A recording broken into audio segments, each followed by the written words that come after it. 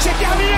Le Toulouse Football Club remporte la Coupe de France 2023. Monaco-Toulouse, ce dimanche, ça sera à 15h. Au Danube, vous en avez l'habitude, on sera sur place donc dès 14h. Il y aura comme d'habitude le concours de pronos, il y aura le quiz, on va voir si on le fait en avant-match, si on le fait pendant la première mi-temps.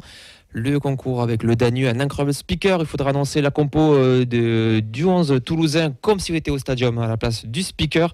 Il y aura aussi donc le sécanto à l'entrée de joueurs. N'oubliez pas vos écharpes, coup d'envoi à 15h.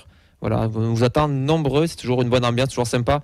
On se doute bien qu'il n'y aura peut-être pas autant de monde que Benfica, mais on va essayer de chanter au moins autant. Mais il y aura plus de monde qu'à Monaco. Ça, c'est pas compliqué. Est-ce qu'à Monaco, dans l'affluence, il compte aussi les joueurs et les remplaçants? Oui, pour gonfler les chiffres. Photographes aussi. D'accord, tu vois, ça fait quand même une belle affiche. Allez, avant de recevoir Mickaël, supporter de Monaco, on va faire déjà un petit point entre nous. Messieurs, qu'est-ce que vous attendez tout simplement de ce match face au 3e de Ligue 1 actuellement, Ben? Écoute, Monaco, c'est tellement irrégulier. C'est un coup chaud, un coup froid. Donc, tu sais pas quelle sauce tu vas te manger. Je pense que... On va choper la crève, alors. On va voir, je pense que Mika nous en dira plus, mais on va voir. Je sais pas. Monaco, c'est très inconstant, donc on va voir quel Monaco tu vas avoir en face. Je sens qu'ils ont quand même pas mal d'absents. Ouais, les absents, et c'est des gros absents. Je suis pas sûr que ça baigne d'ailleurs, ça va. Enfin, il a pris quelques matchs, Sacha. Il est un peu moins fit qu'à Toulouse. T'attends quoi de ce match, Sacha? Moi, ce que j'attends, c'est une confirmation de ce qu'on a essayé de pointer du doigt la semaine dernière, à savoir que le match contre Nantes était raté, et de voir si on pouvait avoir du mieux face à une équipe qui allait venir jouer, qui allait venir nous chercher haut, comme ce qu'a fait Reims un petit peu, voir si on allait pouvoir mieux gérer un peu ces situations offensives. Donc essayer d'être plus dangereux, vraiment, et de pas se retrouver avec un énième match où on essaye de garder le ballon, mais où on patine, on piétine. Et on se retrouve frustré à la fin parce qu'on ne tire pas ou on n'a pas suffisamment d'occasions. Je pense que Monaco, ça peut être typiquement l'équipe qui nous laisse des espaces et qui va devoir jouer chez lui. Donc à voir si on est capable d'exploiter tout ça. Hein. Je vais aller dans le sens de Sacha, c'est-à-dire maintenant, ça faisait partie de mon plan aussi, dire qu'on avait radé Benfica dans les yeux.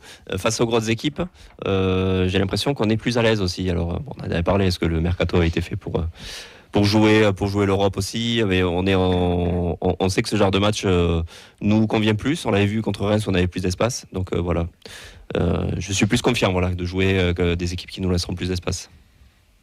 Quelques instants avant d'être connecté avec Mika par téléphone, qu'on avait déjà eu aussi au match aller, finalement match aller qui était il n'y a pas si longtemps, puisque c'était c'est ce que je me disais. C'était le dernier match au stadium avant la trêve. C'était il y a 2 mois. C'était mercredi soir, un match où on avait nourri des regrets, ou un match où on avait eu la place aussi de jouer et où on avait 10, non? Oui, et on perd 2-1. Je crois qu'on marque en premier. Un match où j'ai découvert Charles en tribune. C'est un grand moment. C'est une sacrée expérience sociale à vivre aussi. Le divin est écrit suite à ça. Par Nathan. Sérieusement, il y aura aussi Noyau. Camille nous signale qu'il sera des Indians, qui sera aussi au déplacement. Okay. Donc ils feront l'enchaînement Benfica-Monaco quand même. C'est un enchaînement européen. Courageux. Après Monaco, c'est la suite et l'enchaînement d'un calendrier qui va se complexifier pour le TEF là. Donc si on pouvait avoir l'idée de repartir avec au moins un point, ce serait vraiment pas de refus dans cette course au maintien. Après là, j'ai regardé un peu le calendrier, tout le monde joue des gros, à part Montpellier et Metz qui se jouent, quoi. Donc c'est l'occasion de ramener un petit point, pourquoi pas, sachant que les autres n'en prendront peut-être pas. Ils ont un gros calendrier, Monaco aussi, si je dis pas de bêtises. Ouais, alors j'ai regardé, ils ont un gros calendrier. De mémoire. Ensuite, ils vont à Lens, qui aura joué son match retour en Allemagne, et ensuite ils reçoivent le PSG. Bon, nous aussi on a un calendrier qui est quand même pas fameux non plus, puisque on reçoit donc le jeudi suivant Benfica, on reçoit ensuite Lille et on reçoit ensuite Nice. Donc ça fait quand même un parcours assez compliqué sur les prochaines semaines. Côté toulousain, normalement on devrait avoir aussi l'effectif complet. Après, on n'a pas de blessures annoncées, outre bien sûr les suspendus et Abouklal, Keben, toujours. Jean-Roux aussi, voilà. Enfin, je veux dire, en dehors des effectifs, on devrait peut-être aussi récupérer Schmitt, puisqu'il avait annoncé aussi Carles dans la conférence de presse qu'il ne prenait pas parce qu'il ne se sentait pas prêt pour ce match, mais il le sous-entendait plus ou moins qu'il le gardait aussi pour Monaco. Et du coup, question, est-ce que tu fais un gros turnover? Qu'est-ce que tu fais sur ce match? C'est la question que je vais vous poser tout simplement. Là, on verra, mais c'est l'argument qui avait été avancé pour le match à Nantes. où on a eu le même 11 que celui qui avait gagné à Reims. Oui, et au final, on a vu que la continuité, au final, elle n'était pas spécialement là. Donc là, on va avoir du choix. Donc à voir. C'est qu'avec Carles Martinez, tout est possible. Il n'y a pas de solution miracle. Ouais. Donc, oui, non, mais après, franchement, c'est quoi qu'il arrive, il faut juste essayer de se rassurer un peu, au moins dans le contenu, sur les situations offensives, et essayer d'évacuer un petit peu ce sentiment de frustration, à voir aussi si les joueurs n'auront pas la tête toujours au Portugal ou plutôt à jeudi prochain. Après, pour vous, pareil, le match le plus important de la semaine, il est où ? C'est ça. Voilà. Donc dans la tête des joueurs aussi, j'imagine que ça pèse. Moi, je n'osais pas le dire, mais ce sera jeudi. C'est quasi sûr. Surtout que tu es encore en vie. Moi, j'ai mon choix dans ma tête. Tu aurais pris 3-4-0. Jeudi, on n'en parlerait pas. Mais du fait que tu es l'espoir, pour moi. Puis bon, on va pas se mentir. Pour les joueurs, l'important, c'est de se montrer. Et ça aura plus de valeur un bon match face à Benfica contre Monaco. Et justement, on peut extrapoler même un peu plus loin. Est-ce que c'est pas une bonne préparation, justement, pour le match retour contre Benfica, de jouer Monaco un dimanche ? Alors, équipe européenne. Tu peux te retrouver en mode je mets pas trop le pied pour pouvoir être là jeudi. Ouais. Ou te dire c'est ce qu'on appelle le tapis de course et puis on y va et on prépare. Total. Je pense que le mix entre les deux est pas mal à trouver. On peut essayer de toujours cet esprit de préparation, mais il y a peut-être aussi un petit turnover qui peut se mettre en place. Mawissa est suspendu pour l'Europa League. On peut imaginer qu'il va jouer dimanche. Il est en forme en ce moment, il mérite du temps de jeu, donc il y a peut-être quelques postes qui vont tourner, au moins quelques-uns. Quelques réactions sur les réseaux. Rémi nous dit: j'attends rien de ce match, ce serait un miracle de prendre un point, mais c'est jamais. Non, je rigole. On sent quand même le supporter pessimiste du côté de Rémi qui nous met sa compo pour lui. Il faut faire tourner, messieurs. Il nous dit: reste Dessler, Costa, Mawissa Diarra, Caceres, Siro, Bo, Magri, Babika. Wow. Et il m'en manque un au choix. Donc voilà, ça c'est pour lui. Pour Fumo, on est plus à l'aise contre des équipes qui jouent au foot. Et en plus, le calendrier est chargé, certes, mais ce sont des équipes qui jouent au football aussi. Oui. Donc voilà. J'essaie de voir si j'ai un autre avis. Je pense que c'est. Oui, qui nous parle aussi de Schmidt. Je ne sais pas s'il faut compter dessus. Un mental de Chipster. Dans un beau jour, ça donne Reims, première mi-temps. Sinon, c'est un peu compliqué. Côté Monaco, parce qu'on va commencer la preview parce que Mika pour le moment ne répond pas. Non, attends, on a trois suspendus déjà avec Ben Yedder, avec Magassa et avec Golovin. On a bien sûr. Ben Yedder était en feu, donc. On a quand même un Balogun du côté de Monaco. Est-ce que c'est une équipe qui vous fait peur, Monaco, ou est-ce que parmi les équipes européennes sur le début de saison, les grosses équipes, c'est pas, attention je mets des gros guillemets, celle qui fait le moins peur? Alors Monaco, ça dépend, parce que là, quand tu vois la forme de Ben Yedder depuis quelques matchs, il plante quand même beaucoup. Golovin revient bien, ils ont récupéré Mohamed Camara, ils ont un bon milieu de terrain. Et puis, c'est quand même pas mal. Enfin, Monaco, moi je trouve que ça fait peur. Moi, ce qui m'inquiète, c'est que ils ont que ça à faire. J'ai leur mercato d'hiver sous les yeux là. Donc il n'y a que Kerrer qui est arrivé. Oui. Et donc en moins, tu enlèves Matsima, Gelson Martins, Boadu, Matazzo et Fekele et Cartillier. Ouais, c'est que des jeunes et Boadu qui est rentré chez lui. Pas tant d'affaiblissement que ça, ils continuent sur leur lancée. Moi, ce qui m'inquiète, c'est que c'est une équipe qui a que le championnat joué, et une équipe qui est toujours en course, qui a été éliminée de la non, ils se sont fait taper par Rouen comme Toulouse, une équipe, donc ils ont que ça. Ils peuvent aller chercher la deuxième, troisième place qui est la même chose en termes de Coupe d'Europe. Et puis surtout, c'est une équipe qui dernièrement est allée gagner à Nice. Nice, on sait qu'en termes de bloc bas, alors j'ai pas vu le match à entier, mais ils sont allés gagner à Nice, mais Nice a pris un rouge quand même rapidement en seconde période. Et ils se font égaliser, Monaco, à 11 contre 10. Et ensuite, donc, un peu biaisé. Mais ils vont faire 2-2 à Marseille à 9 contre 11 aussi. Enfin, c'est impronosticable.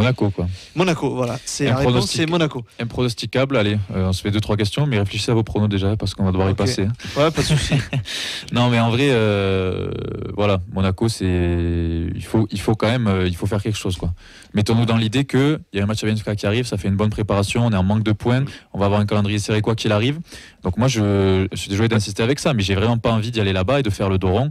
J'ai envie qu'on joue au foot et qu'on joue notre chance. Mais là, il faut être totalement décomplexé. Je sais pas. Non, mais tu sais très bien que tu vas pas à Monaco pour gagner aussi. Tu sais très bien qu'il y a un gap entre les deux équipes.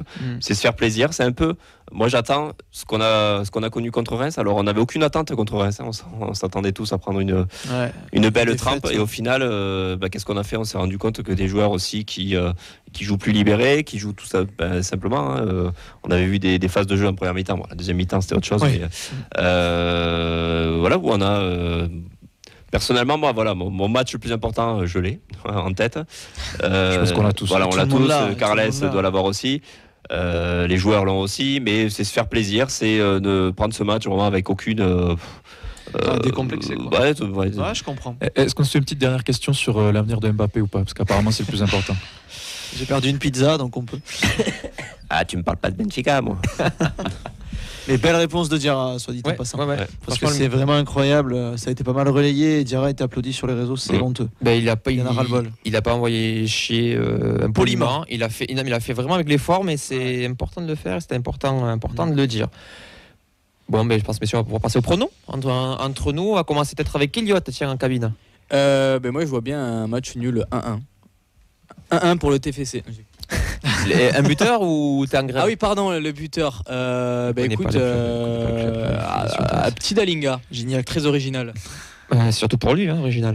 Nathan? Je sais pas consommer que de l'eau là-bas, 4-2 pour nous. Waouh! Vas-y, les 4 buteurs. Emmanuel Rivière, non? Il faut en trouver 4. Ah oui. Non, enfin, ou 4 CSC? Non, allez, Costa.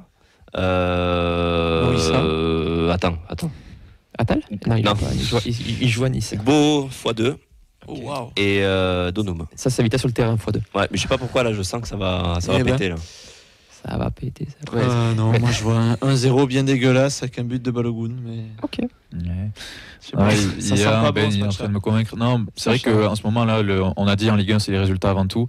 Mais j'ai envie de croire au match décomplexé. Et si on pouvait avoir un 2-2, soyons fous, avec un Babika qui enchaîne et un péno de Siro qui veut pour égaliser et repartir avec le nul, ça me va parfaitement. Il n'y a personne qui veut venir dans mon univers là? Non, par contre je veux dire un univers qui est génial à vivre au Danube. Moi je veux dire un 0-0.